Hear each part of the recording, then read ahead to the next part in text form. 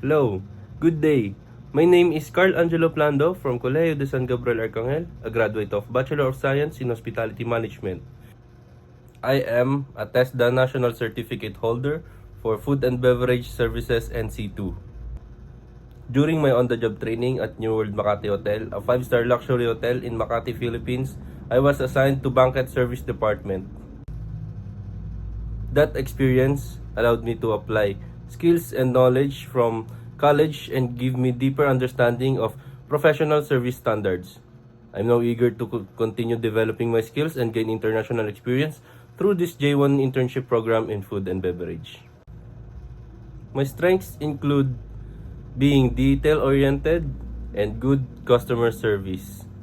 During my internship at New World Makati Hotel, I learned the importance of anticipating guest needs and staying calm even when it's busy. I can also work well with others and adjust to different situations, which helps me to do my job well in a fast-paced environment. One thing I'm still improving in my confidence is speaking English with foreign guests. At first, I was nervous, but I've been practicing by talking more and observing how professionals communicate in the service industry. I see it as a good chance to grow, especially in the international program like the J1. My short-term goal is to gain international experience through this J1 internship program, improve my communication and service skills, and learn more how global hospitality operations work. My long-term goal is to become a supervisor or manager or even a higher leadership role in hospitality industry.